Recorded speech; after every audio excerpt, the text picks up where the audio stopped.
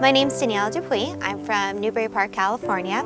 I was diagnosed with diffuse large B-cell lymphoma in August 2009. I do the morning show in Sioux Falls, South Dakota. It's the NBC affiliate out there for KDLT, and it's a great show. It's a lot of fun. I had moved to Sioux Falls about a little more than a year ago, and moving to the Midwest, I noticed I had some allergies.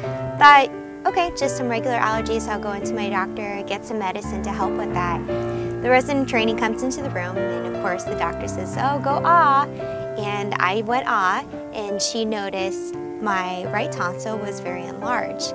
And I remember she goes, oh my goodness, that's the biggest tonsil I've ever seen in my life.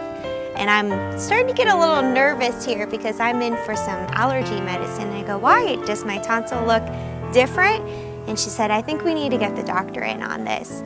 The doctor came back in and she referred me to a specialist in your ears, nose, and throat. And from there, the doctor decided that I need to get my tonsils removed.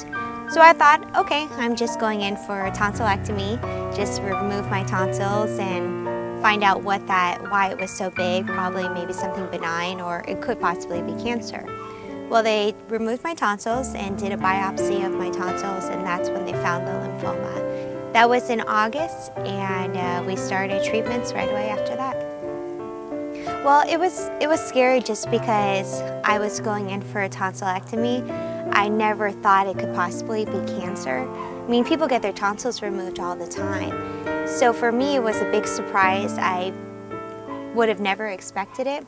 But I think more than anything, when I remember getting the call finding out that it was lymphoma, it wasn't a feeling of, I'm sorry for myself, or, oh, I'm only in my 20s and how could I be having cancer? It was more of a feeling of, all right, I understand this, what can I do to get better? And I think that was kind of the time in my life I became very determined, and I knew from there I was going to fight this. It was just only a matter of time and a matter of learning what I had to do to help cure the cancer.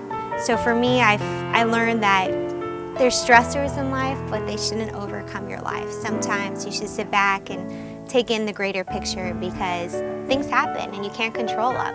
And I didn't get cancer for a certain reason, I just got it. And you can't think too much about it. You have to look at the positive and what that means for your next step in life. Well, I was lucky enough that I actually started my own blog. It's called Danielle's Fight.